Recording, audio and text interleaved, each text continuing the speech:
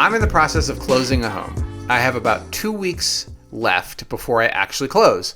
I originally made an escalation clause on the house purchase that started at $540.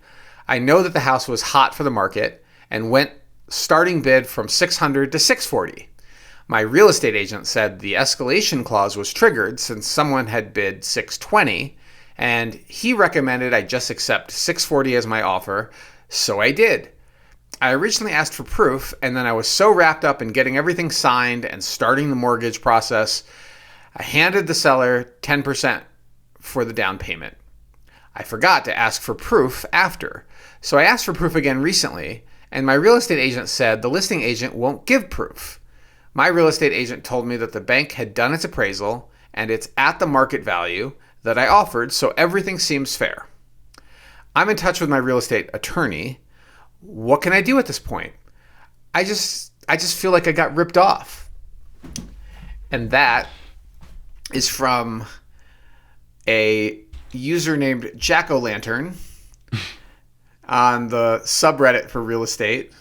Under the subject for that is listing agent refuses to give us other offers that triggered my escalation clause. And with that, welcome. I have questions. I bet you have lots of questions. With that, Welcome to the best real estate podcast in the entire world on this planet, and definitely the here in Colorado. Yep. And maybe the only.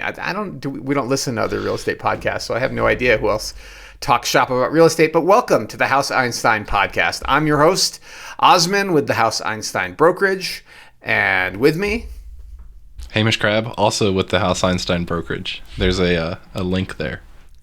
And when we're not slinging real estate or chasing our personal ambitions outside of real estate, we are here podcasting to entertain you. So please keep that in mind. Do not make any real estate decisions, financial decisions, life decisions, spiritual decisions on the basis of anything you hear in this podcast. It is 100% entertainment, and that's what our attorneys have told us to tell you. If you are a client of the brokerage, pick up the phone and call us. We are here to serve you, and you can find out all about the brokerage at houseeinstein.com. Nicely done. I'd say it's entertainment unless you would like to use us as your agent, in which case also reach out. Same exact place, houseeinstein.com. Absolutely. Yeah. All right. So the top response to this post from user Jack-O-Lantern is from DeBossRoss9, who wrote, trustworthy. These comments are so off-putting for non-realtors. It sounds like your agent might have convinced you to go in at $640, eliminating your escalation clause. But he should have told you that's the case. Also, if you ask to view the other offer from the start, it's on your agent to provide that to you. All these comments about how you should have known, etc., are bullshit. Realtors can't claim they're worth the commission on this sub all the time and then blame the customer when this stuff happens. It's their job to guide you through this process. I will say, though, there's a whole other sentence there that's a little confusing. It's their job to guide you through this process. And I can't agree with that more. And that post, which is only a few days old, happens to coincide very closely with something we're going to talk about today. Tales from the Trenches. We've got some stuff about tiny houses, but our closing table topic is all about escalations and competing offers, what is and is not possible to write into contracts, and what your real estate agent's job is when they are representing you, whether you're the buyer or the seller. And then we are going to talk about our usual sales of the week. These are recent closings, mostly of which are here in Boulder. We've got some exciting news items for you, including mountain lion attacks that have happened right here in town, budget gaps that are happening in the state of Colorado, and whether an earthquake is something maybe you should worry about given the recent tsunami warnings and the massive earthquake that just happened in Russia. Yeah. I'd say Nice job on the topics. Are we ready to chat about the Reddit post? I've got some notes and some questions. Yeah, okay. Well, the last thing, before we do that, the last thing in the pot are carve-outs. And we usually have a little segment we call carve-outs just to talk about whatever we want to talk about. And that may or may not be real estate related, but it usually is entertaining. And you should stick around all the way to the end for that. Do we want to tease the carve-out topics? No, I think I just teased it to say stick around. Fair enough. Stick around. Yeah. Okay. Might surprise you. It might surprise you. That's so great. This is definitely not in the state of Colorado, right? Because who's handing the sellers the down payment, if I heard that correctly? Why is the agent telling this buyer that the house appraised? Why isn't the lender? And then they've got a real estate attorney, yet they're asking Reddit what they should do? Yeah. Okay. Well, this is not in Colorado. It's in New York. Okay. And New York City in particular. And New York City, I happen to know, is hot, actually, because a family member just closed on a house and did have to go over list. And it's actually very similar in the price points. So I actually believe that there was competition and there probably was something that pushed the price up. So the buyer's agent usually is not the first to know about the appraisal.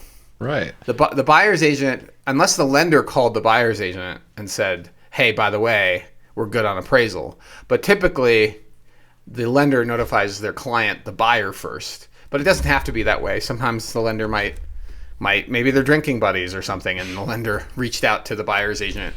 I mean, it's not uncommon that people tend to stay in network, so to speak, of referrals, especially if you trust your agent and they send you their lender.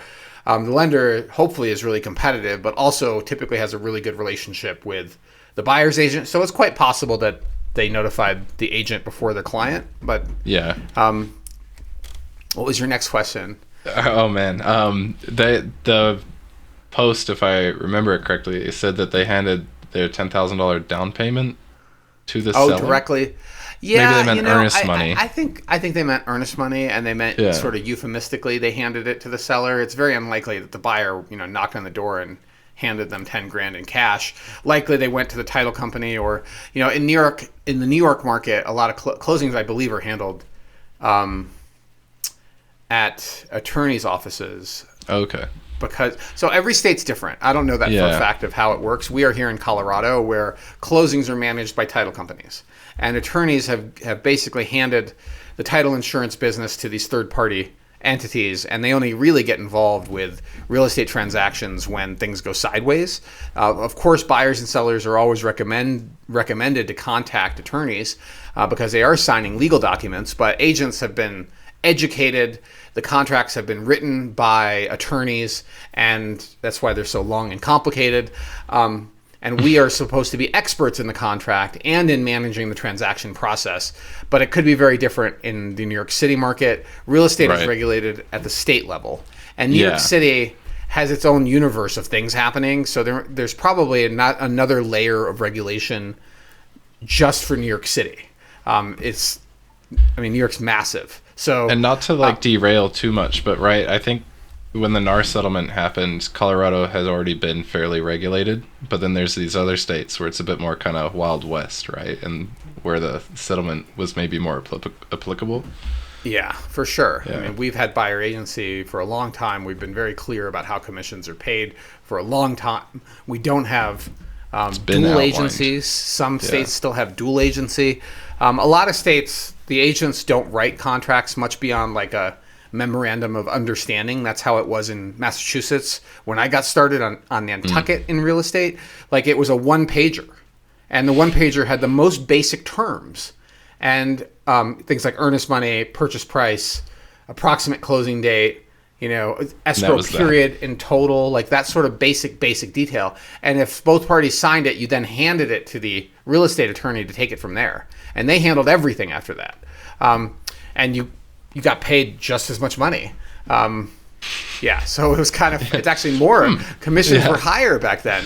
And the closing costs are obscene in the Northeast. People pay a lot of money for closings. So here in Colorado, closing costs are actually very minimal. But we're getting a little bit afield because we're going to get into this negotiation when we get to our closing table topic, because it's all about whether it's okay or not okay to share escalation clauses, what happens when you refuse to share an escalation clause. This little post is very illuminating into the mindset of a buyer who is not shown an escalation clause, but is asked to, or in this case already has, escalated their purchase price on the basis of that other supposed buyer existing. So, Yeah.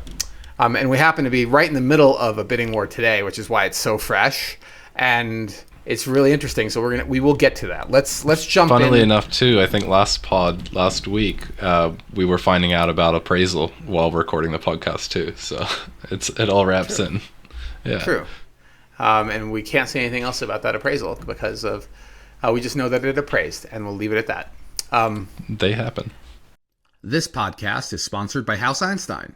We serve buyers and sellers in Colorado, focusing on Boulder, Denver, and several mountain resort towns, including Breckenridge and Winter Park.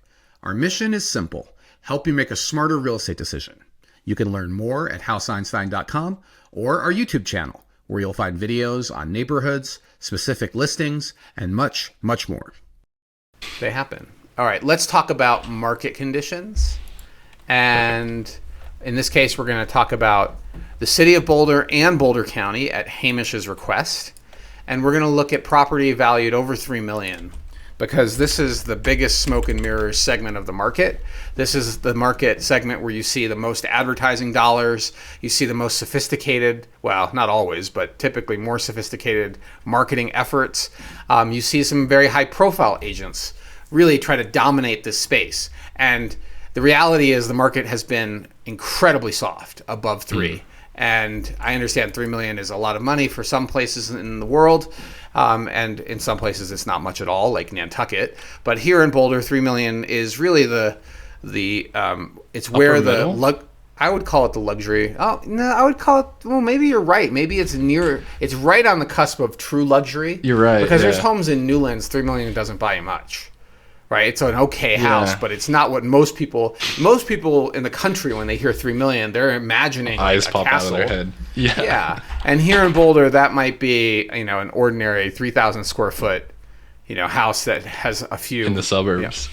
Well, in Newlands, or probably not Mapleton Hill, parts of North Boulder, Wonderland Lake would see price points like that for, frankly, what I would consider a modest house. So real luxury is probably 5+, but $3 million is where the market starts to really soften here in Boulder, and has been that way for a while. So let's do Boulder proper first, and I'm going to use a map of Boulder proper. And the reason I'm doing that is because inside the city of Boulder, there is a patchwork of unincorporated Boulder County, and I don't want to lose out I don't want those homes to not be in the data set. And it's really interesting, that patchwork. Like, there's some houses up on the west side of town right next to Flagstaff, where we talked about last week, where one house right next to each other can be in the county or not in the county.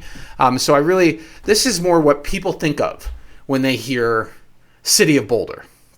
And it specifically excludes Gun Barrel, so all that country club stuff up there. That's really not in the City of Boulder, although in many cases it is legally in the city of Boulder, right? So I want to make that distinction.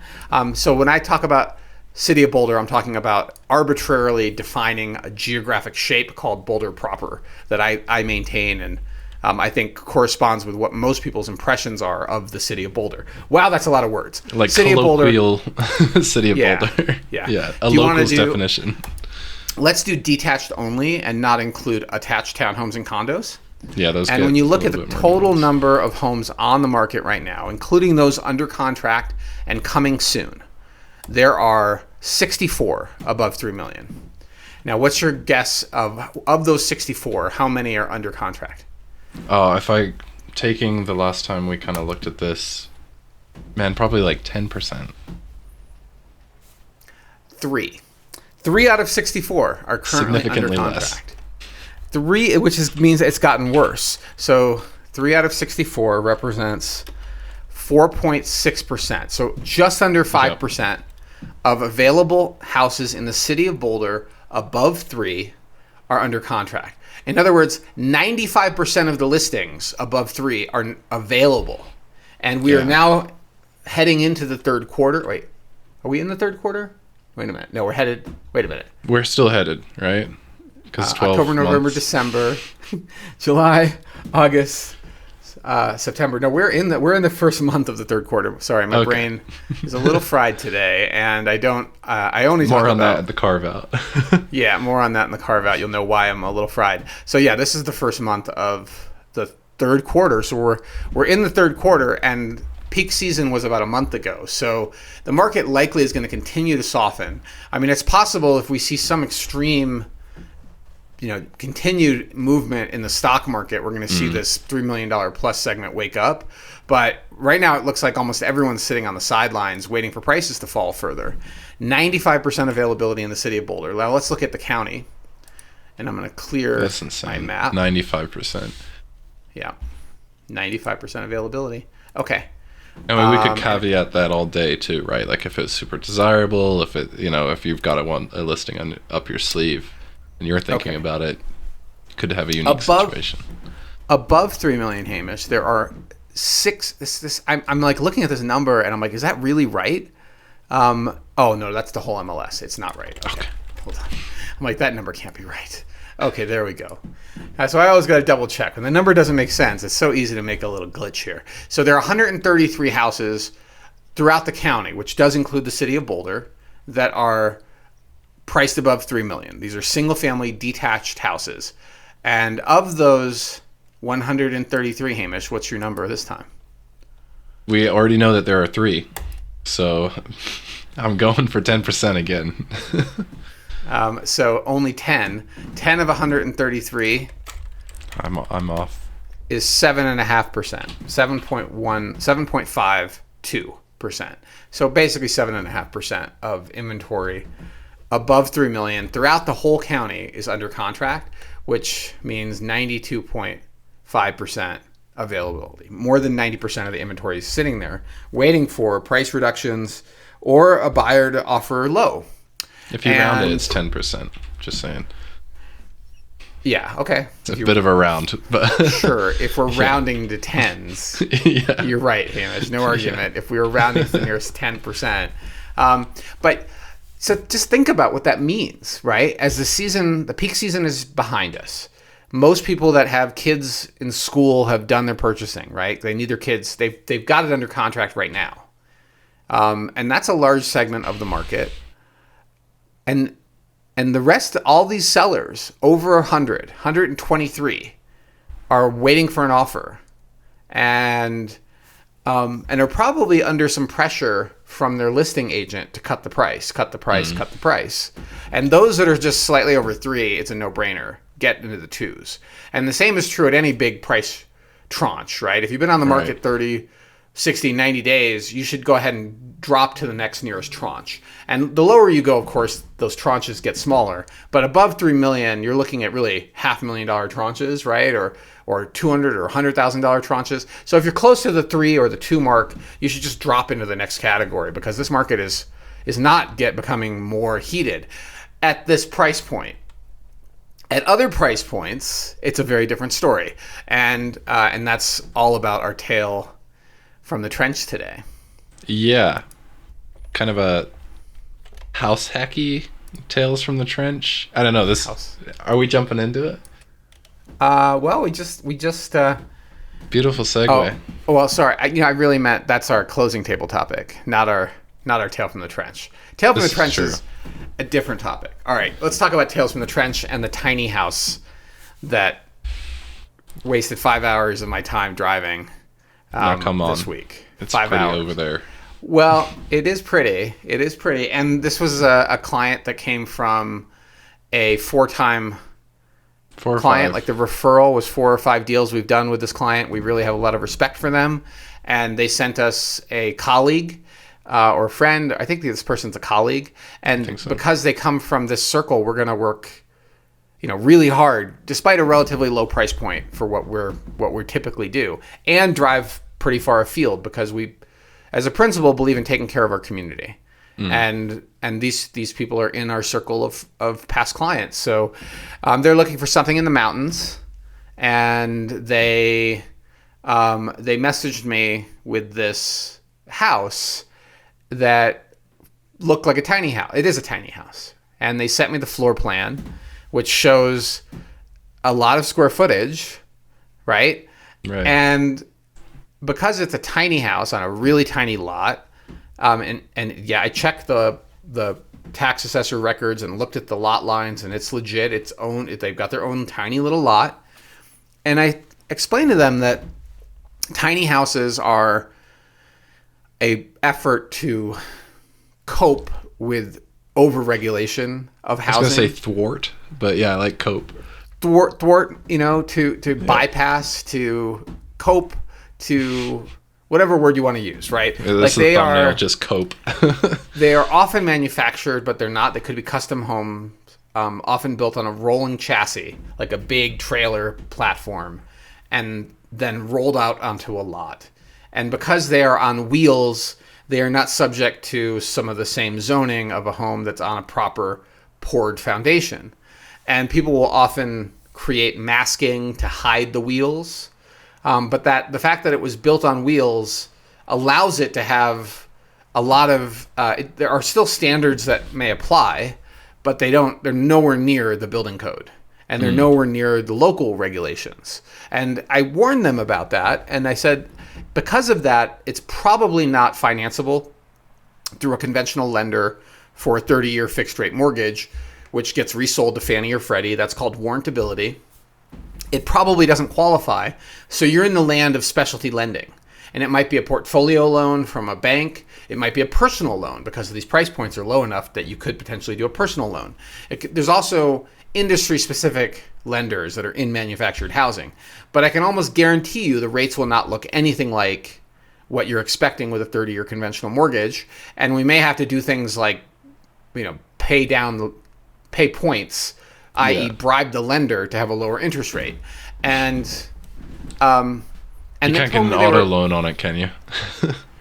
I mean, I don't know, maybe an RV loan. Yeah. They told me that no. They drove by and they drove through the neighborhood and these things are on foundations.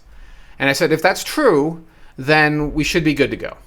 And I looked into it, and yes, the rules look like tiny houses, if they're on traditional foundations, should be fine.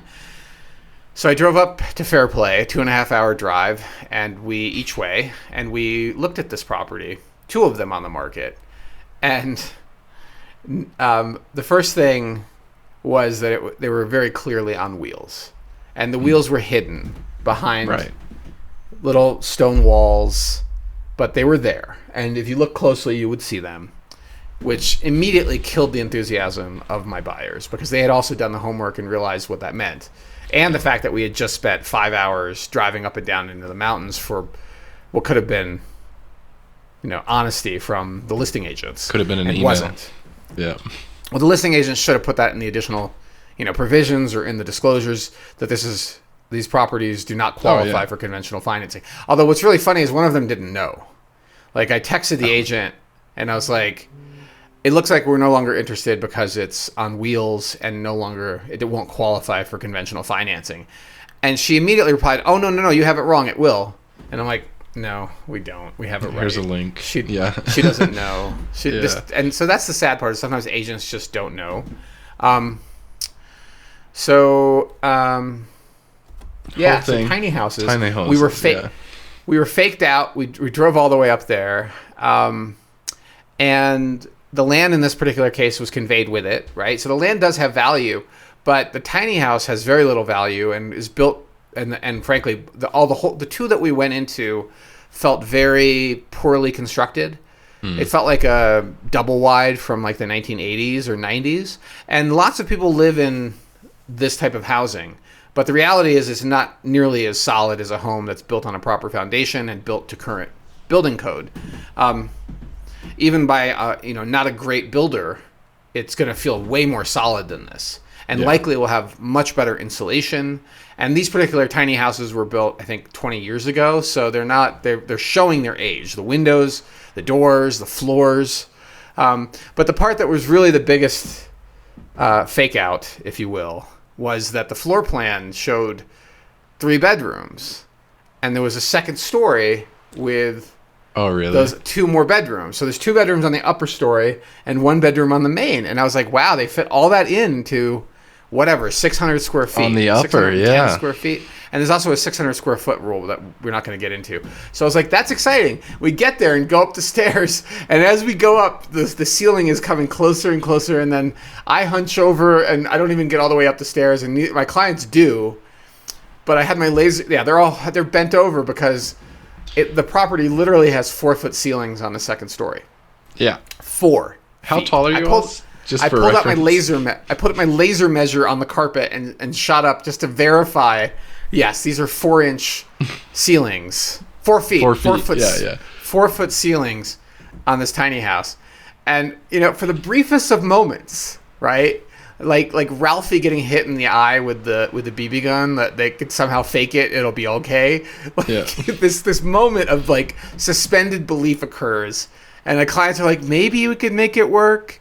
And the daughter does it, like she's just brushed, like their daughter's there. I guess she's like 9, and she's just, the top of her head is not quite touching. She's like, I fit. And she's like, this is great. I get 2 bedrooms to myself up here. Yeah, this will be great. And the intense disappointment at the tiny house fiasco and Fair Play. But it was really nice to see these clients. We've just begun our journey working together and had not really had this in-person meeting. So it was really cool to actually not just do things on a video call and contracts. It was nice to meet in person and connect and shake their hands. And I had a nice lunch up there at a restaurant in Fair Play that was really good and called the something Borough. Anyway, it was great. It was fine. I listened to a lot of podcasts and drove back. Perfect. And had a nice day driving in the mountains. Yeah. End of the day, right?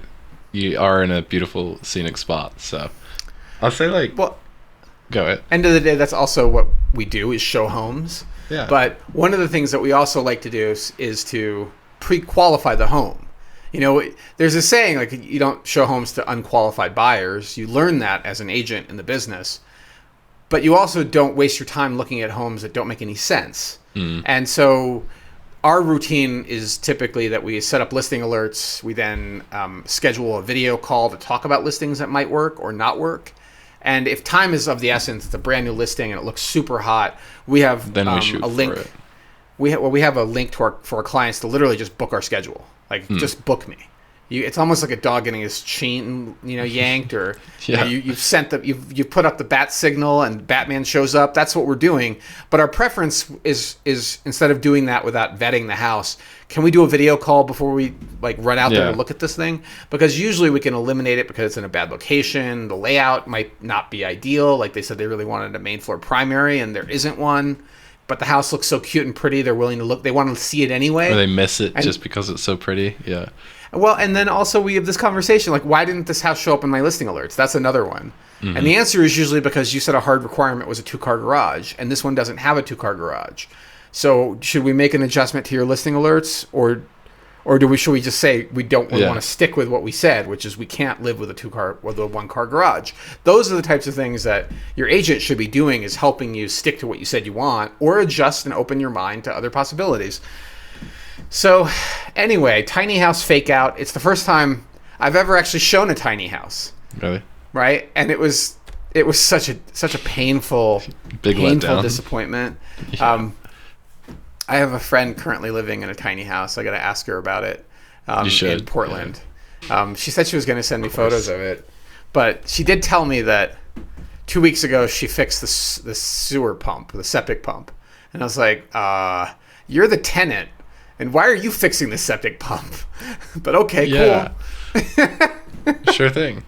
I know, I've seen getting a good deal. She could be, or is gonna now vie for a good deal, right? I fixed your septic. What's up? But right. Well, good tenant for sure. I've seen, and I mean, if you're in Colorado and use Facebook, you might have seen the ads too. But I'll get these gorgeous property in middle of nowhere, Colorado, $5,000, and you get 2 acres, or some of them go up to 40 acres.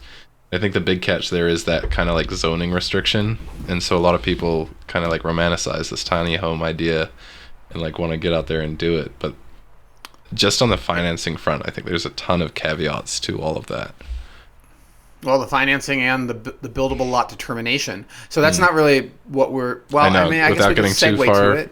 Well, time-wise, well, we just mentioned it, so let me just hit the high notes of this. In 1979, the state of Colorado passed a law that makes it so that you cannot build a home or subdivide to have a buildable lot unless it had at least 35 acres of land.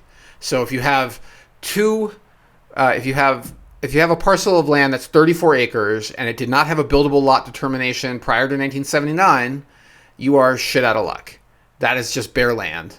Unless it's in an incorporated municipality where you have home rule and you have different rules potentially for a subdivision. Like if you acquired an 11-acre parcel of land in the city of Boulder, like the one that is on Growing Gardens, right? Where I was on the board of that nonprofit, that 11.5 acre parcel of land was and is worth an enormous amount of money and could have been subdivided into God knows how many individual parcels of land, either single family houses or apartment buildings.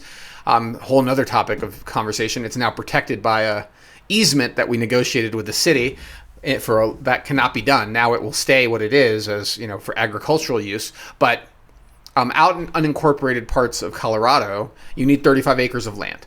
Or it needed to have been a home prior to 1979. That's crazy. And so when you're buying land out there, you need to look for a buildable lot determination letter from the county that governs that land. And if it don't have it, do not believe anything about it being a buildable lot.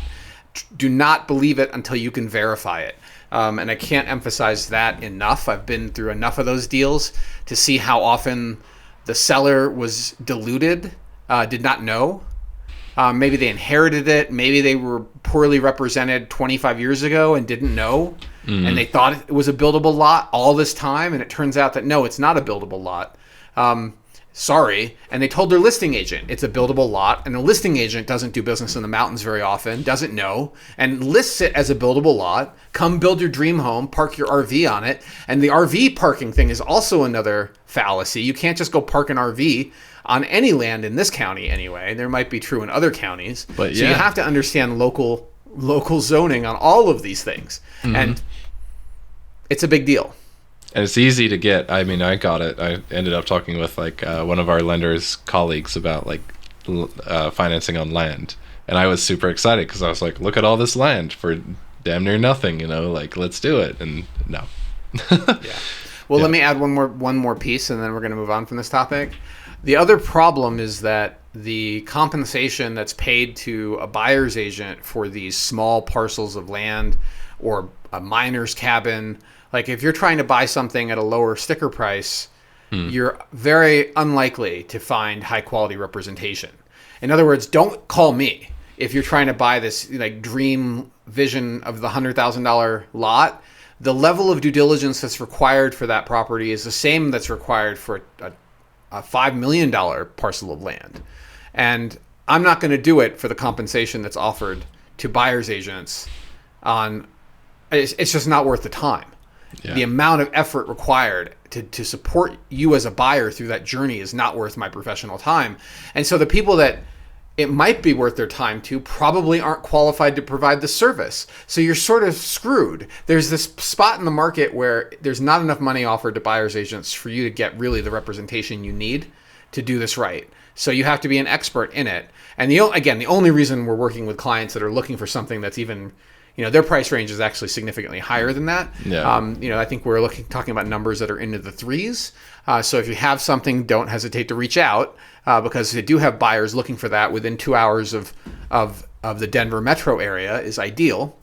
And we are working with them. I just signed the buyer agency to represent them. So we are working with them, but normally the answer would be no, thank you, because of the effort involved and the comp involved. The numbers just don't make sense. Yeah. Nice. I know. I wrote down a topic. Maybe we'll visit on another podcast, but I want to keep us moving so we don't spiral here. Yeah. Okay. You don't want to even hint at what the topic is? Nope. Okay. I think it's too easy for us to riff. Yeah. All right. Yeah. So that's tiny house trash. I see you added something there in the notes. Yeah.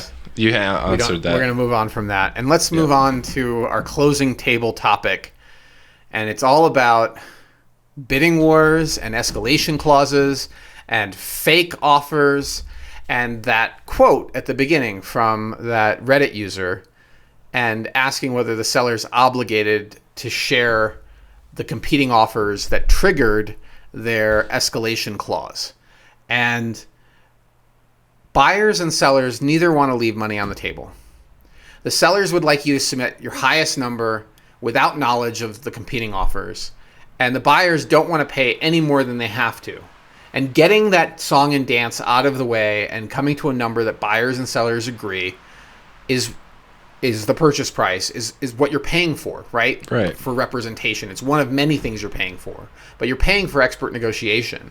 And what we typically would put into an escalation clause is that in order to trigger this clause, the seller must present to the buyers the complete competing offer. They can redact the names of the agents involved, but everything else should be there. Because if the offer is not of similar terms, the buyers have the option to not escalate. And I've had deals like that. This is a long time ago. I've had deals like that where it was really clear when they sent over the complete competing offer that it wasn't even close. Like our offer was, yes, $30,000 less than this other offer, but this other offer was 0% down. The contract was filled with errors. And when I looked up the licensing and Googled the agent involved to see how long have they been licensed and what does their LinkedIn say, their LinkedIn didn't even say they're an agent. They were a bartender at the Med, which is a restaurant here in Boulder. And they had their license for a very short period of time, maybe a year or two. So full-time bartender writing an offer that was full of errors and no money down, I advised our clients to not escalate. And I'll explain it to the seller and through their agent that we're going to decline to escalate because of these issues. One, the agent's inexperienced. Two, the agent wrote a contract full of errors. And three, no money down versus our 20% down offer. These no money down people are very unlikely to close. Yeah. It's not even close. And if you'd like, our offer still stands. We will gladly go to closing with you. And here's my professional background prior to real estate. Here's my professional background in real estate. I used to only be able to talk about professional background before real estate. And now I've added 20 years on top of that. I was going to say, you've got a couple decades now. Right? Yeah. And so I can guarantee you I have better client management skills, and we wouldn't be writing an offer if we didn't think we were closing. So I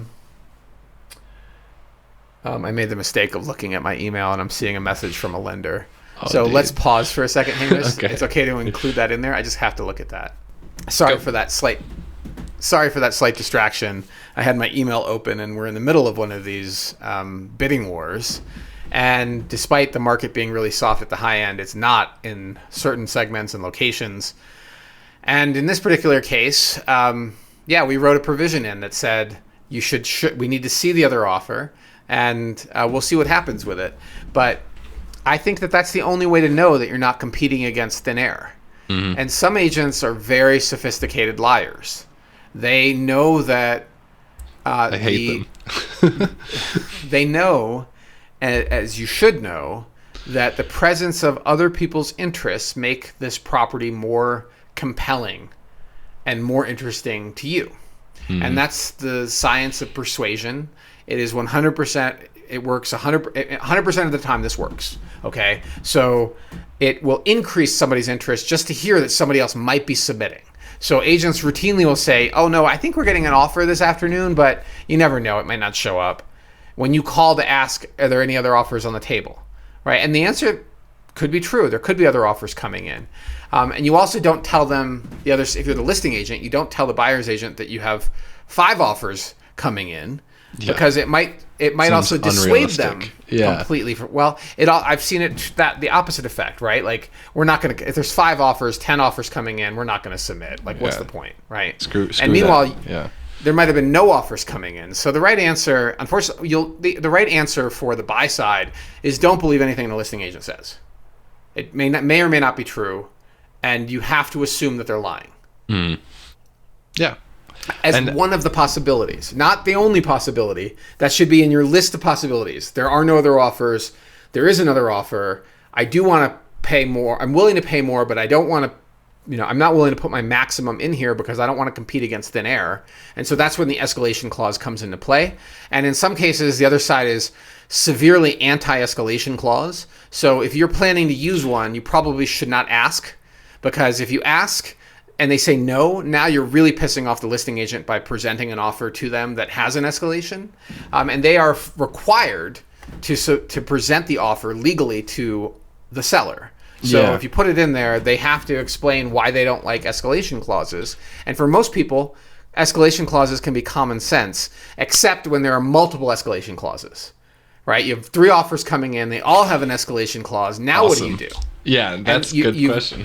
You've massively increased the workload for the listing agent. So that's why listing agents hate escalation clauses, because they need to be way more sophisticated if they're dealing with multiple escalation clauses. You need to evaluate the credibility, the experience of the agent, whether there are errors in the contract, the quality of the lender, the amount of money down, and now you need to have a multi-party negotiation where you have all the info and they have some or none of the info.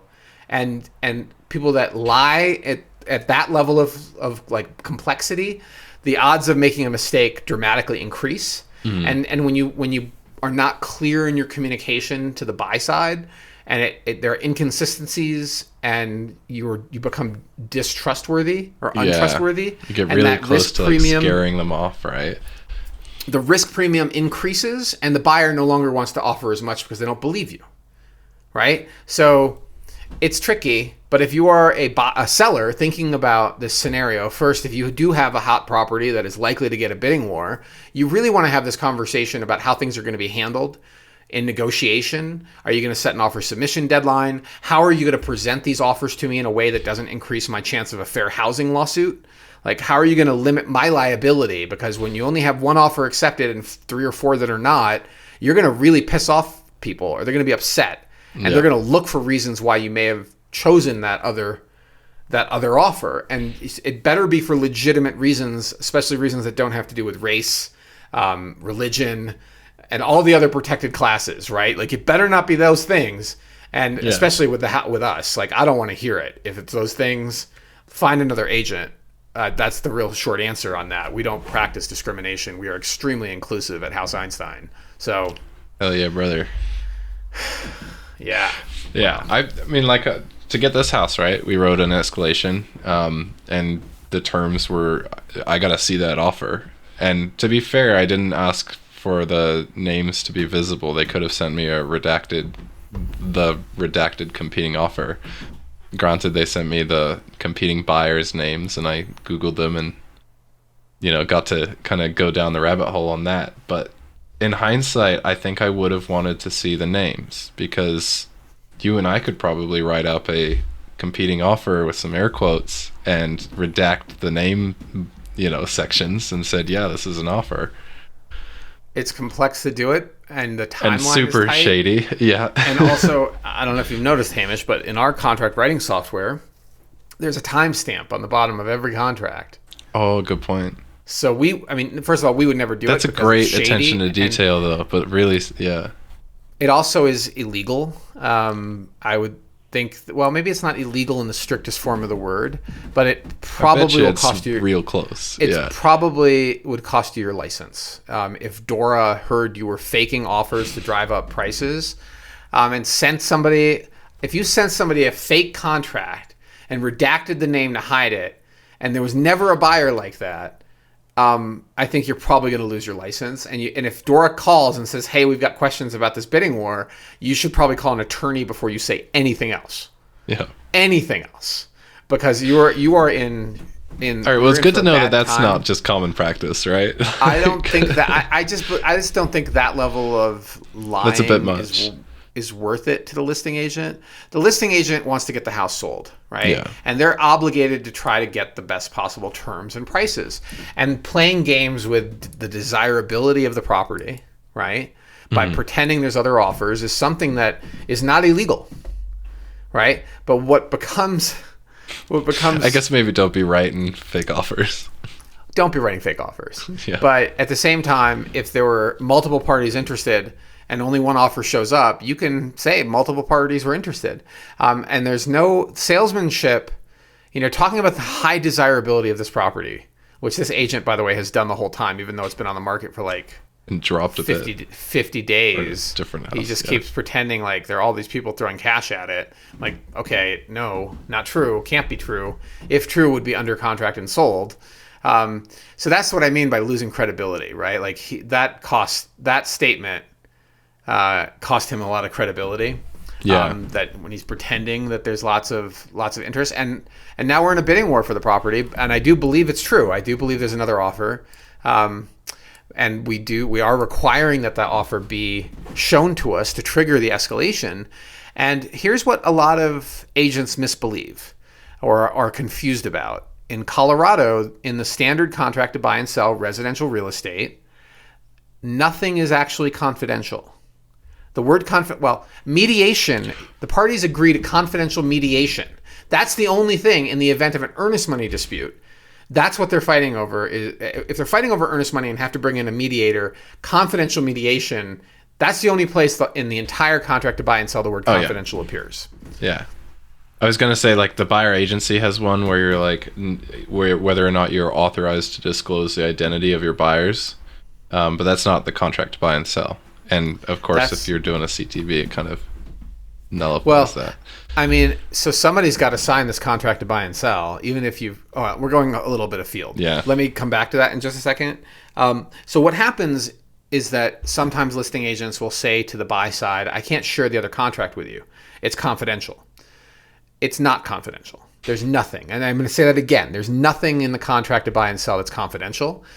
You can treat it like confidential, but it doesn't mean that you've agreed to any confidentiality with your counterparty. It's not good form to put somebody's offer on a billboard.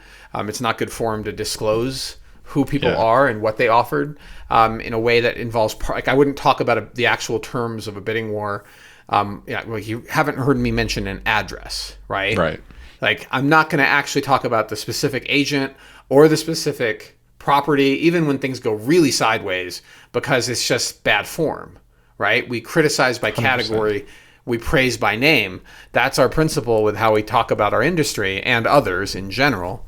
So, other than celebrities, right, Hamish? Those celebrities and politicians, they're 100% name and shame. Yeah. But what you just mentioned, let's go back to that again. The buyer agency does have a provision about treating the buyer's contact information, the buyer's identity as confidential. There's a checkbox. And that is designed for the type of circumstance. Let's say you're representing Taylor Swift. And Taylor Swift does not want the public to know they're buying a home. And one day Tay-Tay is calling up because she knows who's the best. She knows how to make a smarter real estate decision. Yep. She wants to make a smarter real estate decision. Absolutely. Everyone does. And when Tay-Tay calls, she's going to want to purchase this home in a trust or an LLC. And it's not going to be identifying her by name.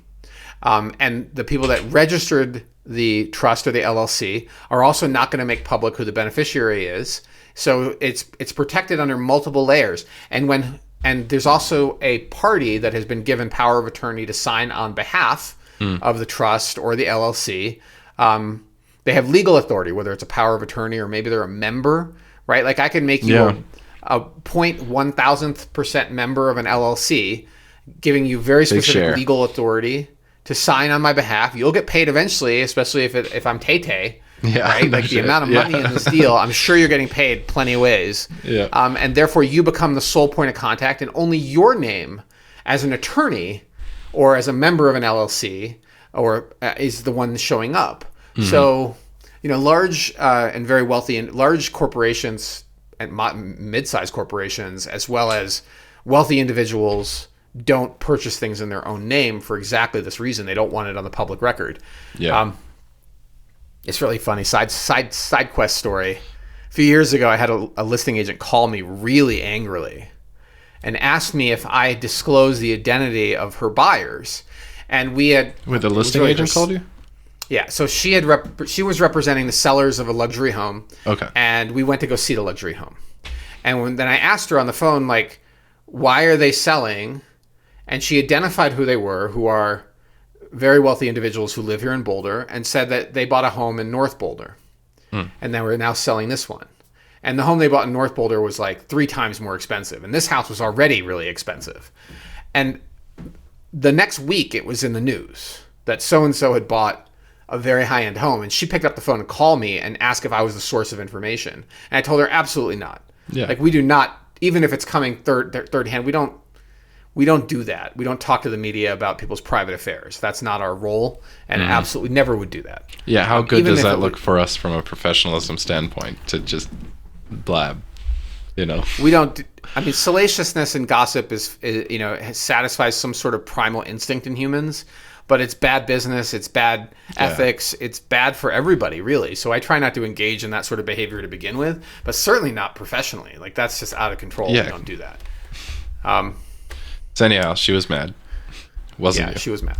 It wasn't. She. I think she believed me. So that's where confidentiality is at. And if you are 100% submitting into a bidding war or a multi-party scenario that are offering on a home, and you're using an escalation clause, you should strongly consider asking for proof of the competing offer and this is the key part, of similar terms. And you could say bona fide competing offer of similar terms must be presented to the buyer. Super important. And in addition to that, we also say send us the counter when you send the bona fide offer that's triggering, and the counter needs to be signed by the seller. Don't send me a blank counter. Send me a counter with the new price and show me the proof of the other offer, and my buyers will sign it. And we talk about that before we submit, so my buyers aren't surprised. They understand how this works. And if the other side is reluctant to share it, there's usually a reason. And the reason could be that it was written by a bartender at the Med and has 0% down. It could be an offer that is outrageously high, but is unlikely to close. And a higher quality, like a cash offer, is worth more than a 30% down offer. A 30% is worth more than 10% down. Contingent offers are usually at the bottom of the pile. And so forth. And those things come into play because the seller is interested in 2 things: the highest sale price and the highest probability of closing. And that Venn diagram is not strictly about price. Right. It involves evaluating the probability of the other offer closing. And final cap on this, I think, the escalation is closed or becomes complete or in effect when the sell side returns the counter, kind of saying, like, because of your escalation, this is the price that we're going to do it at? Yeah, that's the third piece in the language that we write, is that once this is executed with a new purchase price, the seller can't keep coming back with new escalations. Right. Can't keep coming back with new offers that trigger another escalation. So 100% you want all three pieces. Now, you did not hear me mention a cap. And caps are really interesting. I have written some without a cap, meaning we will escalate over any offer above X dollar amount. And I got a phone call back. That guarantees a phone call back in a bidding war to say, what is going on? What's your buyer's number? And in that particular case where I got that phone call back, I had to tell them they don't have a cap. Like, they can conceivably afford virtually any price for this home. And they just want this house. So send me over the best offer and they'll beat it. That's the bottom line. And he did, and they got the house, but it's not with that. There could be some other crazy person that offered something similar. Oh my and gosh, now what? Like, what if they offered like $1 million over list price for a home that ain't worth it? And now you're facing that legal obligation. Like, it's not a joke. There's a good faith provision. And if you are actually somebody with that sort of capital, they can hire an attorney and go after you for performance of the contract. Although, with that said, that's only if you check specific performance. If you check earnest money, if you don't check anything, the default or standard position, the standard position in the contract here in Colorado is that you don't check the box. The most the buyer has at risk is their earnest money. Oh. That may not stop an attorney from trying to go after you for more, but that is written into that contract to buy and sell. If you check the box, you are forcing the buyer to perform. If they try to sneak out performance, of course, there's lots of other exits in the contract that are legit that a buyer could utilize, but it better be for seriously legitimate reasons. So anyway, most cases you want to put a cap in and not leave it open ended, because there is a max price ultimately you're willing to pay, and that should be your cap. I just couldn't imagine somebody's face if you're like, oh, okay, so we did this uncapped escalation, and I heard back from the listing agent, we're now 1.1 over. But congrats, you got the house. Yes, you got the house, but you're $1,100,000 over. Yeah. The other piece I want to add as advice to buyers is, in addition to choosing your agent carefully, somebody who understands the contract, also really you want an agent that helps you identify where your maximum number is, not one that's going to push you to go higher. And what often happens is that buyers regret the number, and they get like eBay, or it's a bidding war, so totally, you emotionally get pushed to a higher price, and you later might regret that. So I usually ask people, like, really don't put a cap in higher than you, like, don't go $1 higher than you feel comfortable. Totally. And it's not up to me, because I think the home is worth this. I don't think the home is worth $3,000 or $4,000 we're already above, over list. Or yeah, right. Well, I don't say we're already above what I think the home is worth, because that just feels very slap in your face. But totally. I also let them set where they want to go. Remember, this is like, they're in love with this. You don't want to. I mean, I tell them what I think is wrong with the house. Yeah. Twice. And 3 times for Tyler. We'll leave that for Tyler if he catches it. Does he gets listen? 3 times. I don't know if he does, but he gets it 3 times. Everyone else gets it twice. If I think it's a really bad idea, I'll tell you why, but I'm not going to say it 3 times unless you're Tyler. Yeah. All right. Let's move on, Hamish. Mm-hmm. Shameless. I mean, we almost talked about, the new buyers with the tiny home. We did talk about the new buyers, and we have another one, but we're going to save it for our next segment because it ties in really nicely with our lessons from sales of the week. Yeah. And we've got some good lessons this week. Should we jump right in? Let's jump right in. So the point of sales of the week or notable sales are to illustrate price points and market conditions for certain types of properties, certain locations, certain price points, and help you, listeners, stay on top of what's happening in the market. And our first one is 664 Sunshine Canyon Drive. And I live in the mountains in 4 Mile Canyon. And what I've learned since acquiring this property is how differently the mountain canyons trade from each other. Sunshine and 4 Mile and Sugarloaf, all of these trade quite differently.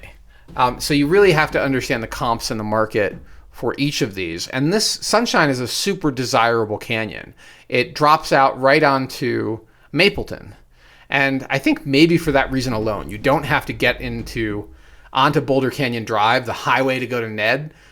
You just go right up Mapleton. And a lot of these homes can be just a few minutes from downtown Boulder. This particular property, 664, is not very far at all up the canyon. It's probably like a 3-minute bike ride, and you'll be right on at Mapleton and 4th Street, maybe 10 minutes or less, and you'll be downtown. It's so close that you can bike home at the end of an evening. Certainly you could catch an Uber. When you're that close to town, they typically have much higher values and are much more desirable. The home itself was 3,600 square feet, built in the 60s with a 2-car attached garage, 5 bedrooms, 4 baths with a split layout. But it's been modernized. When you look at the photos, you see a home that doesn't look anything like the 60s. No. It has had a lot of work to harden the home, for sure. Like if you look at from the metal roof to the stucco, it has just been updated beautifully. And then the kitchen, living room area flows into with those big nano-wall doors out into the outdoors. It's got beautiful views all around. It certainly is at much, much higher fire risk because that's how it is in the mountains. But it was listed at, the original list price in March was $2.75. In May, they cut it to $2.65. And then it went under contract on June 10th. So about a month after they cut the price. And it sold for $2.65. Sorry, they cut it to $2.675 and it sold for $2.65. So just $25,000 below list. Wow. Not much of a negotiated discount at all. So kudos to the seller for sticking to their guns and not dropping the price very much and knowing the market. And I think this home really just checks the boxes for all the things you want in a mountain home. Some beautiful custom details. It's really stylish, I think. Yeah. It's super stylish. It's absolutely gorgeous. It's a not too big home, 3,600 square feet. And even though it's 60s original, it clearly has had so much updated. And it's sitting on just over an acre of land. So there you have it. It even has really nice what I really like is the outdoor covered space, like the covered deck off the kitchen. We're thinking about doing something really similar because we have a covered area, but it's a great dirt. idea. Yeah. We're thinking about pouring a cement patio there just to have that same experience, because on a rainy evening you can sit outside and it's really kind of nice to have that cover. Or when it's super hot and sunny out, you can sit outside comfortably. Yeah. So covered outdoor spaces are lovely, and this home had all of the things. What do you have to say about, just really quick, the picture showed it, I mean, it's pretty set back from Sunshine Canyon Drive, but it is kind of off that, is it a main road? It's kind of off that busier road. I mean, it's right on Sunshine Canyon, but it's on it's not, I don't think it's visible from the main road. Mm-hmm. So noise would be probably 50-50, but not the worst. It's literally like, I mean, it's right past the Sanitas Trail. Yeah. Like it doesn't really get much better than that when it comes to outdoor trail access. Like you are the backside of Sanitas. Like, and I think you're tucked away far enough from the road. It's probably not a big deal. Traffic shouldn't be hauling that fast anyway. I think it probably is 35 mile an hour speed limit.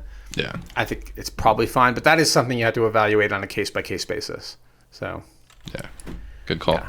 So I think it's like 1 minute to 4th and Mapleton and 5 minutes to downtown. All right, next, 2942 4th Street, which when I saw the photos of this house, I realized I have seen this home so many times over the years. I have seen this home, and it's like the 8th photo or the 7th photo where you see the door and the steps to the left of it. I'm like, oh, I know this house. And I didn't see it this time around. For whatever reason, our buyers weren't interested in it. It was listed at 2.4. They dropped the price to 2.3 after about a month. Let's call it 3.5 weeks. And then it went under contract and sold for 2.1. So they took off another $200,000 from the list price, so roughly 10% off the list price to get it to sell. 4,200 square feet, so that's a pretty big house. Built in the 50s originally, lots of updates, tri-level. And having shown this home that many times, I can tell you the objection is the layout. Like, this tri-level thing was just really weird. Every buyer I ever took to see this home over multiple years. So this is, the home was last listed in 2021, where look at this. These people paid, they paid 2.43. And I don't know if this is the seller. Like, they took a loss. Hold on a second. Let me verify this. Yeah, and I'm looking on Realtor.com So the trust that acquired it in 2022, they acquired it for 2.43, and it just sold for 2.1. So that's a $300,000 loss before commissions and other transaction costs. And what I warn my buyers about with a house like this is that it's weird. So even if you love it, at some point you're going to want to sell it, and if it happens to be in a down market, you really could take a bath. And these people took a bath. They lost a lot of money on this house, and largely it's the layout. It was just weird. So anyway, interesting home. It's a lot of house for Newlands. 4,200 square feet is quite large for this particular neighborhood that has much smaller homes as the norm. Typical size lot, decent location, really close to North Boulder Park, and evidence of a market that has cooled dramatically. Even in the twos have cooled dramatically. Yeah. Say if you're listening to this maybe a month from now, I couldn't find a Realtor.com link, so I used iRes one, and those expire. So you might have to do some Googling. Yeah, 2942 4th Street. Yeah. And I don't know how they would have kept it off of Zillow. It looks like, you want the privacy thing after you sell it, so you ask for them to remove it. And maybe they removed it, but it should show up on Realtor.com. So I'm not sure how they managed to. It's possible they didn't syndicate the listing. Could be. And that's why it didn't show up. I mean, it's a Louisville agent. It's a trust that owned it. Maybe they wanted privacy. I'm not sure how they managed that particular aspect of it not showing up. Yeah. I have seen property not show up in the tax record before. And the reason was it was intelligence agents that lived in that house. Sick. And they had I forgot which intelligence agency, it might have been the NSA. They had some sort of back process to reach the county and request the property be removed. So when you punched in their names and you punched in the address in the county assessor's website, nothing happened. It was really weird. Wild. Yeah. Yeah. Okay, cool that exists. Yeah. We're short for time, but I do have a question about a property my uncle found the other day. So I'll ask that off air. Okay. All right. Let's go to our next one. Our next property is 1635 6th Street. And this particular house is in a very interesting location. It has amazing access to downtown, the creek, Eben G. Fine, which of course has some downsides too, including how popular these spots are and how often people experiencing homelessness might be camping in the creek. And that particular issue alone is something that is putting some downward pressure on prices in the spot. And 1635 6th Street is a small house. It only has about 2,000 square feet. It was originally built a long time ago in 1915. It's historic. It doesn't have a garage. It's on a really small lot, 3,200 square feet. And when I went and looked at it, it was super interesting because it was extremely weird on the outside and architecturally unique and interesting on the inside. And there wasn't a lot of history that was shared about this house, other than it must have a really interesting and unique history to look like this. But the spaces were really broken up. We were hoping that we could combine so there's 2 living units in this property. We were hoping we could combine them together. And it turned out that we just couldn't see a way to do that made any sense. So we declined to offer. But it's one of these houses that also struck as really weird and that I encourage my buyers to not consider acquiring, i.e. don't buy this house. It's really weird, and someday you're going to want me to sell it, and that's when you're going to find out that it's not going to sell very well. These people in 2018 paid $1.425. Think about how long ago that was.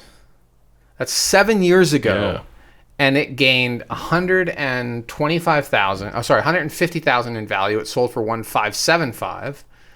It had originally been listed at $1,700, and they cut the price and eventually got it sold. And for sure, the owners have put a lot of money into it since 2018. According to the listing, it says new basement finishes, $21,000, patio and landscaping, $45,000, new flooring, $10,000, and yet, despite all those recent improvements, it gained very little during one of the most significant upswings in Boulder real estate in recent memory. So it seems like a bargain for this location and this type of property, but it's a weird duck. It does look like an attached dwelling, like going through the photos, and I think that makes sense what you're saying with the 2 kind of living areas in there. It's a duplex. Yeah. But what a funky thing. And it just wasn't pretty.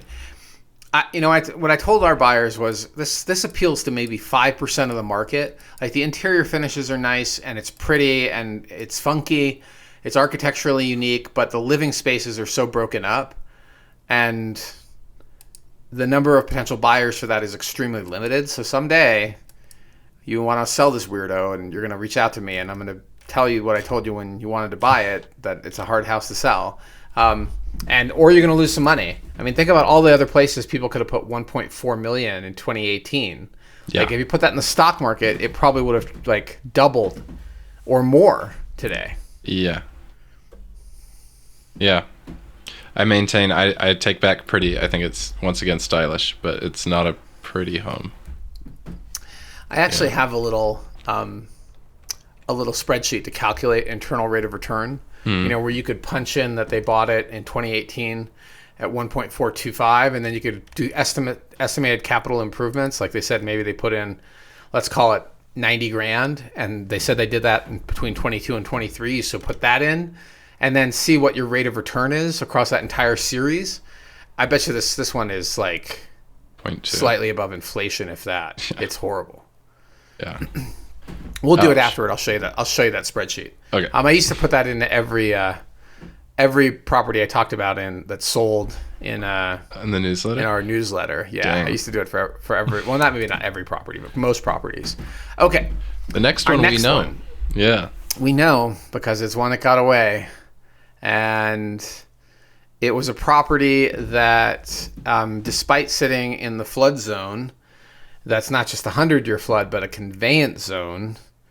It was on a very large lot and in a great location just northwest of Columbia Cemetery, which is You wouldn't quiet. expect, so this look, if you're out of town, a cemetery. But well, I mean, it's super quiet, super peaceful, almost feels rural, this particular street in this part of town. And it had a ditch going through it. And the city's doing some work in the drainage. It wasn't clear, but there were lots of flag markers from the city survey team that had come through there. Home had not been updated in forever, right? The kitchen got a weird facelift at some point. Maybe a slight facelift in the 90s or early 2000s. Bones felt pretty good and was listed really low at just under 1.2.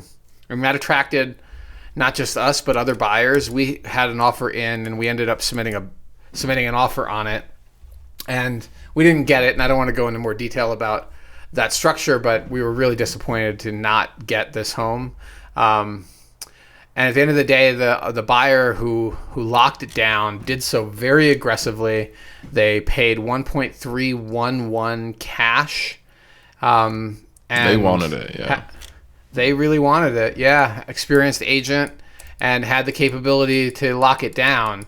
I hope they understood the restrictions. So one of the things that we wanted our buyers to really know and understand are that when you're in the 100-year flood or worse, as this property is, you are restrained in terms of the permitting.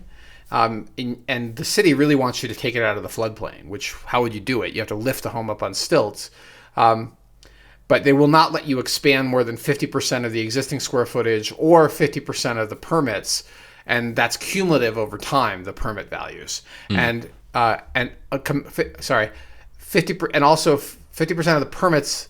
Sorry, are you clear? Of the assessed value of the structure. Right. So when you look at an assessed value, it's broken into two components: the land and what's called the improvements. And they will not give you permits for more than 50% of the improvements, which can be really limiting for a home built in the 50s, right? So, our buyers got their head around that and still felt like it was absolutely worth it. They would work through the permitting process to get what they really wanted, but at the end of the day, we were outgunned on this one. Which happens, right? Sometimes there are people that have more capability financially. The part that hurts is when they have more capability financially and less common sense. In this particular case, I think this listing was just underpriced. Great house, good communication from the listing agent involved, and let's just say our buyers were sad they didn't get it. Yeah. Good one to make it in there. Went for over 100 over list, just to be clear. And we've just talked about some big losses, and here's the opposite story. Yeah, good point. This next one, weren't you saying it went for under what it could have, or was kind of listed for a pretty good price? You know the street better than I do, or drive. Yeah. So Edinboro Drive is our next listing. It's in Table Mesa. I would call this sort of not quite lower Table Mesa, but lowish Table Mesa.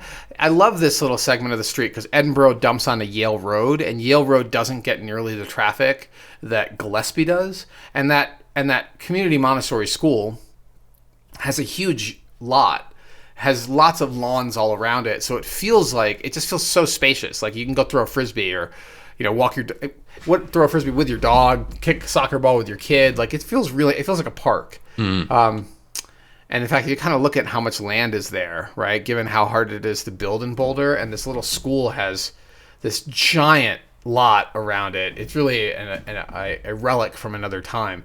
But great location in Table Mesa. And this is a pretty typical 60s era ranch with a basement. And ranches with a basement make a really good platform for a second story addition. priced into the high to mid nines has been a very compelling and active price point for this style of house, even when it has very few updates. And this particular house doesn't have much in the way of updates. 90s era kitchen, maybe the floors are refinished, Home Depot bathroom from like 25 years ago, weird red sinks. And look at that basement carpet, that shag. That is something, right? Shag and red walls. The red sinks are crazy. Ceilings, yeah. right? And so this is a home that is going to be likely gutted and remodeled pretty extensively, sitting on a decent lot.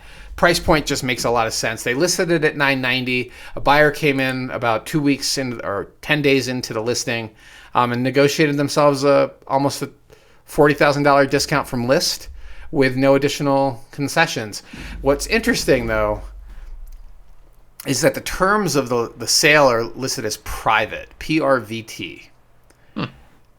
Instead You're of on conventional right? mortgage. Yeah, instead of conventional mortgage or cash. Is this an original owner? Can you check the public records too? It might be. Hold on. At least Realtor doesn't even have a sale aside from the one we're talking about. I mean, it's stalling when I click private records. Perfect. It's the intelligence home. Oh, here we go. Here we go. No, it pulled up. Yeah. Dang. The last market sale has a document number of 817,000. Oh. No date. And when I click on sale history, there is no previous sale history. So it's quite possible this is the original owner. Yep. Yeah. I believe it. Yeah. Anyhow, sorry to derail. But yeah. No, that's okay. I think it's a very fair price for a great property in a great location. Getting below $1 million for this type of thing in Table Mesa is a win. Across from the school. What's super interesting is to see the price differential for basically the exact same house in Martin Acres. Although typically those homes have a one-car attached garage, so do an adjustment for the garage, and then you usually see about a 10% delta for crossing Broadway. And that delta is you're closer to the open space, you have less traffic noise, closer to open space and trails, and also the schools historically have been better ranked in the Table Mesa side, Mesa Elementary and Bear Creek. And this particular house is in a weird little zone that your kid can go to either. You have a choice, and those are particularly attractive. So I think this is a great buy for a entry-level house in Table Mesa. Yeah, nice pick. All right, our last one, 3210 Iron Forge Place. This property has been a competitor for one of our listings at Uptown Broadway. And it's a 1,300 square foot condo, 2 bedrooms on the upper, and then 3 bathrooms total, kind of classic floor plan. A 1-car underground parking space, and priced at $750. On the market for over 100 days. They originally were listed at $800. They cut it to $785 after 80 days, and they attracted a buyer, and it closed at $750. Iron Forge is really interesting. The parking situation feels really tight and kind of sucks. But their location is very close to, say, Whole Foods and Google. Build quality is not bad. These are not that old. They were built in 2005. And it's a nice little neighborhood. It has like a little park in it. But it also is so close to all this other industrial stuff and retail stuff, which maybe is great or maybe not. Not historically, if you want the history, there's a right around the corner from this property. If you look at a map, you'll see the train tracks and where there's supposed to be a train stop. Although the train stop can't possibly be there because the tracks are curved. So back in the day, the city bought all sorts of land over here with the intention of that being a train stop as part of fast tracks. And then it was discovered that the train track, what they bought was on a corner. And you can't, it's very difficult to have a train stop on a corner. In some places you've seen it where they have like platforms that are movable to get from the car to the, like you need a tech fix to get from the car from the platform. Anyway, of course there's no train. That brings up a whole nother story. But this was all part of that big transit village area plan, which we could talk about for hours, and maybe someday we will, but not today. So 3210 Iron Forge Place sold for $750. From a market segment perspective, Hamish, there's a shortage of nicer townhomes, Young and professional. condos, yeah, that are aimed at young professionals and people that are downsizing, that are not student rentals. And this is one of them that doesn't have a ton of students, has a lot of younger professionals, and allows you to live a true car-free lifestyle if that's what you want. Yeah. So very nice property, very nice spot. And if you're looking for one, 4585 13th Street, Unit 1-C. It's our lovely listing, and we would be happy to share any details you might be interested in. And that is our little tie-in to our shameless self-promotion, because when I looked at this thing and compared it to ours is dramatically better, and our listing also has an office on the main or a bedroom on the main, and that's a fantastic option. It's not quite as close to downtown, but you may also have fewer downtown type issues. So if you're in the market for something like that, and you also want your own private garage, don't forget that. Your garage is not secure here. This is an underground parking space in an open garage. This you should check out our listing at Uptown Broadway, 4585 13th Street. And who's to say North Boulder isn't going to downtownify either, right? Like, I think it's going to become its own little thing. It already is. Yeah. With Belota and Tierra Fuego and Moxie and Reds, and that whole liquor store plaza stuff is all going to disappear in the next 5 years because BMoCA is going up there. The library, the access to Wonderland Lake open space, the trails up there are spectacular, and all the pretty killer little spot. I mean, there's going to be all this new housing tucked behind BMoCA. It's going to be amazing, and I think it's a great spot. I personally would rather live there than live in Steel Yards, but you should see both as a buyer and check them out. Yeah. Okay. Cool. Do we have time for some news, Hamish? Yeah, we might want to boogie. I need to meet some tenants in the near future. But what time is your? I'm not entirely sure. After 4 was the window I was given. Okay, let's run through this. Yeah. So you may have heard this week there was a mountain lion attack right in the center of town, and the mountain lion killed a dog on a leash, left the people alone. It's a really astounding story. A lot of people think mountain lion attacks are just something that never happens. Yeah, and or like foothills and above. Or where I live, right? Up here in the mountains, and we have seen them on camera. But they run away. They are not interested in humans. But dogs are fair game. A dog on a leash is pretty unlikely. Of course, this was a small dog. I don't know what a cavachon is. I guess Hamish, pull it up, Hamish. Let's see this photo of a cavachon. Pull that shit up. Pull that shit up, Jamie. It looked like a Bichon Frise almost. You know, those little yappy ones. Okay, so it's a frou-frou little yappy dog, and the mountain lion saw a snack. But here's the thing. This is right in the middle of town. This is not up against the foothills. So when I do warn buyers that are thinking about acquiring a property in a riparian corridor, like you back to a stream and it's got all this rich, lush wildlife and maybe also some homeless people in there. I warn them that you're going to get more wildlife, but this is right in the middle of town. It's just an astounding location for a mountain lion attack.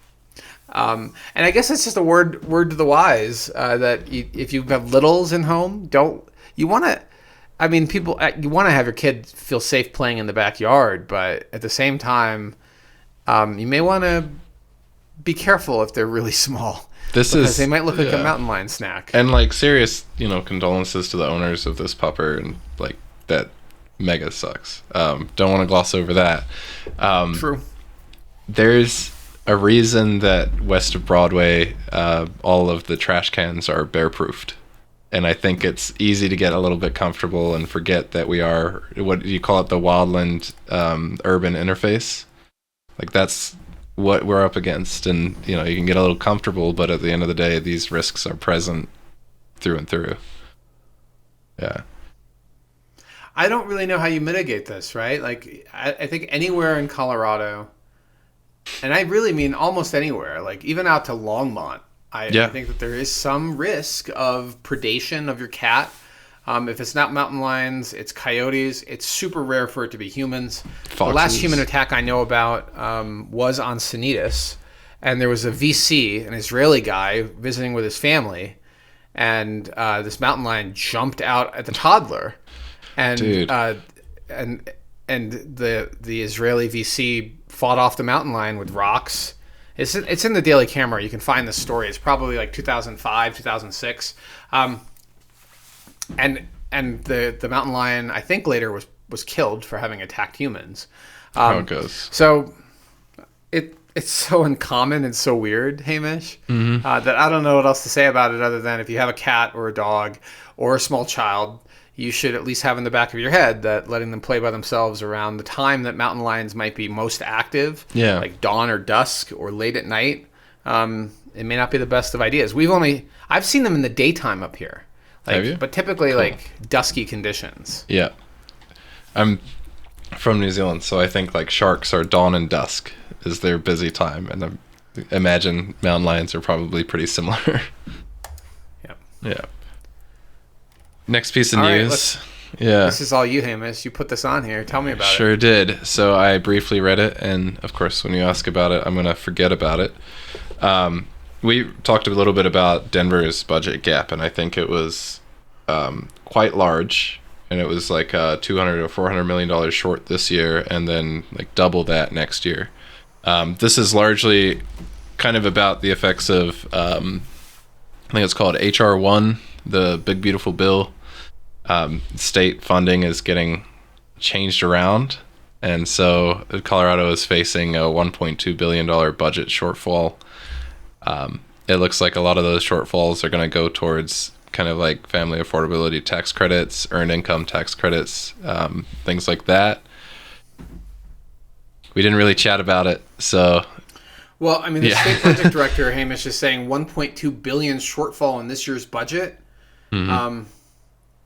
And the state is now looking at a loss of $955 million in the state's cash obligations in that budget.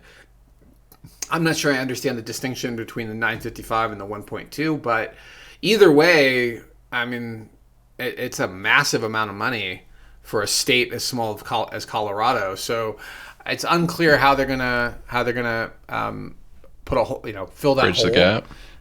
Because the state can't print money like the feds can.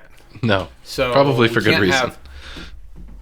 We can't have deficit spending, and I don't know if that means they're going to be doing bond issues and tapping the debt markets or how. Clearly, we need to trim our spending, so that's what's about to happen. And it'll be interesting to see when and how that plays out with some big ticket projects that the state has been talking about. So I was gonna say we didn't talk about it, but you heard about and like have been kind of following Polis's bridge to the Capitol or his path to the Capitol? Oh my God. Yeah, That bridge to there's nowhere. 30 million. Good. That's a good start. We just need to find like 20 more of those projects. No, more than that. Oh yeah, much more. But still, there's a start. At least 30 more of those projects. Yeah. All right. I mean, I don't know what else to say about it other than what's going to happen is we've got to cut spending. Mm-hmm. Yeah. Like it's pretty clear. Yeah. I don't know. I just saw we talked about the Denver's budget gap and now Colorado, so keeping that front of mind. But I didn't look past that too much. So, but earthquakes, Osman. Weirdly, I think about earthquakes sometimes with Colorado, and I used to think about them in New York City too, because when you look at the built environment in New York City or here in Boulder, I was in a parking garage after doing a long run, which I'll talk about in my Carveout, and just thinking and looking at the structure all around me and seeing steel reinforced cement, but no additional like dampers? Engineering that was designed to withstand seismic activity, because our understanding is it doesn't happen that often. And the reason we're talking all about this is because of the Russia earthquake, and how scary that was. Do you know where you were when the news hit? I was fast asleep. I was in Colorado, but Like, I follow a lot of people in New Zealand, so they got tsunami warnings. Like, pretty much anywhere fanning out from the epicenter got some massive tsunami warnings. It was 8.8 magnitude. Yeah. Massive, dude. Yeah. Yeah. And I believe a logarithmic scale, so we're talking about, massively bigger than the last recorded earthquake. Well, it wasn't recorded that we have evidence for in Colorado was in 1882, according to this article, and that was 6.6. But they don't really know. They're just guessing based on what people said they felt. Yeah, the feeling scale. How does that feel to you, scale? That's probably 6.6. So this article that I'm linking to, it's a 2022 article. It's a little bit older. I can't imagine the facts have changed too much, but it's generally about the history of earthquakes in Colorado. I didn't know, and this article, maybe I want to look into it a little bit more. It's Colorado Public Radio, but they're interviewing a fellow, and he's mentioning that the larger majority of earthquakes in Colorado are human caused, with wastewater, putting wastewater down into the ground. So I thought that was mostly speculation, but given that it's being stated as fact, I might look into it a bit deeper. But my grandpa went to mines briefly and was in geology and stuff, and he grew up in New Zealand, the Ring of Fire, right? So we had Auckland's surrounded by 50 active volcanoes, and the Christchurch earthquake, earthquakes are kind of a fact of life almost down there. So coming up here, I asked him, my grandpa, I was like, so earthquakes here? And he's like, nah, hell no. Shit doesn't move here, So I've always felt pretty safe by it. But we had one, was it? Yeah, there was an earthquake in Dacono, Firestone not too long ago too, right? Apparently, yeah, as you were saying, man-made earthquakes. What did they teach you in school about earthquakes? Tectonic slates doing the skippy dippy. I know that part. Yes, I'm asking, what did they teach you for safety, Hamish, as a kid in elementary school in New Zealand? I mean, mostly get under something, right? If the structure begins to fall, or if you've got something on shelves or whatever, get under. If you can't, though, door frames, where the big one that we heard is get underneath a door frame because they're supposedly a little bit safer. Those are the two main ones. And then we don't have natural gas in New Zealand, but if you're here, I'd probably want to check for gas leaks pretty quick after the ground shakes up and kind of see how that goes, You think of Colorado. Yeah. I mean, it sounds a little bit like when I was growing up, we did air raid drills. Oh, yeah. And they would scare us about the potential for an air raid and a nuclear attack. And then what you should do is go hide under your desk and cover your head. I'm like, okay, well, it's a nuclear attack. It makes you feel better, okay? How is that doing anything? But I guess it would be beneficial in an earthquake, for sure. Get it's under one structure. Of those, you think of California's got the San Andreas Fault that's looming. Colorado doesn't have a whole lot of looming things. Wildfires are very front of mind. And it's to me, pretty insulated from a lot of the natural disasters. You get tornadoes out east, but you don't get hurricanes. You don't get all of these things. Hail, yeah. But earthquakes, I don't know. Have you ever been in a tall building that sways? No, I've never felt a building. Well, maybe when I was doing jury duty, I think last year, I could feel a little bit of a sway, but never to a dramatic extent. And I've never even felt an earthquake. Yeah. Yeah. I've definitely felt buildings sway in New York City. Yeah. And they're designed to sway. But it's still a weird feeling. Yeah, when it's you're not. 50 floors up and it's on a windy day and you're like, wow, there's there's a very slight sway happening here. Yeah. And then you look out the window and you see the Hudson River and the storms rolling in. And if it's really bad, and you're really in a tall building, you can be in a building that's actually above the cloud line sometimes. It's really, That'd be so cool. A weird feeling. I bet. Not common, but happens when there's a marine layer or something like that rolling in. All right, well, let's hit our carve-outs. Let's talk about whatever we want to talk about, Hamish. Mm-hmm. You alluded to this long run. Usually I bring in the carve-outs. It's your turn. All right. Now I'm going to bring it in. And I have been training for the last few months for a ultra that's coming up in the late summer. And I haven't even run a marathon yet, and we're now pushing the limits to try to get an ultra distance in, mostly for funsies and with permission to not do it if it feels bad, like to basically stop. If it's bad pain, I don't plan to stop if it's good pain. But if it's clearly I'm injuring myself pain, I'm going to stop. And the latest long run was 20 miles.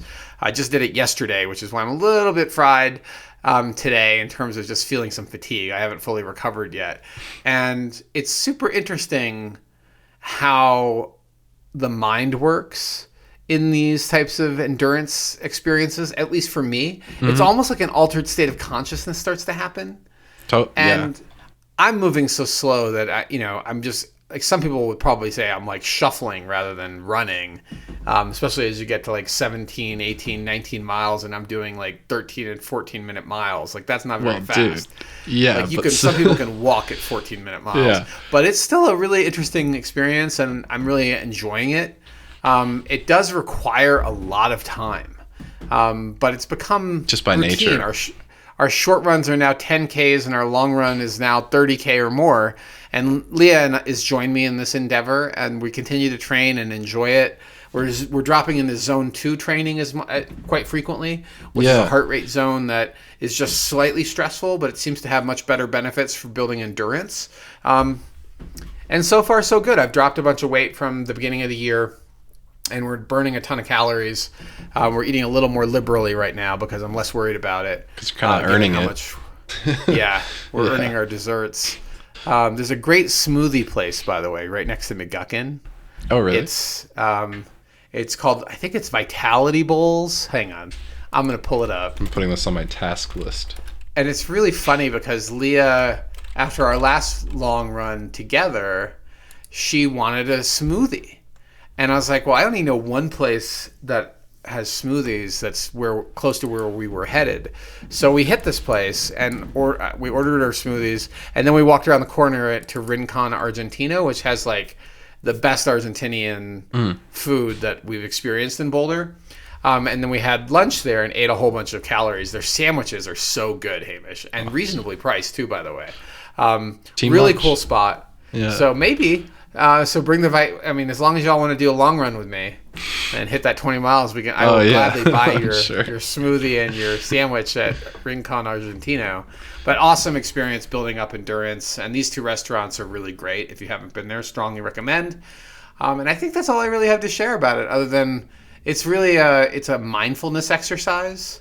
And it's also, sometimes I'll throw some content on my socials about it. Pretty good too.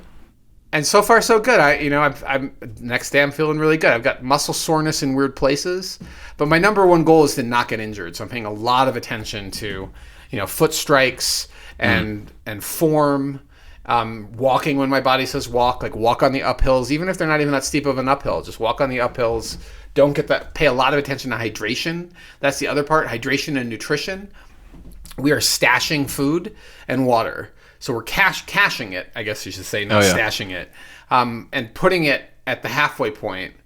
And also, like yesterday's run, I looped into downtown Boulder, and I parked in the garage right next to the 29th Street Mall garage. I parked down there because it's free parking. It's easy. It's covered. And then I did a big loop in downtown, replenished water and power bar, and then started my long run. Ran all the way up to Marshall Road. Via bike paths and trails.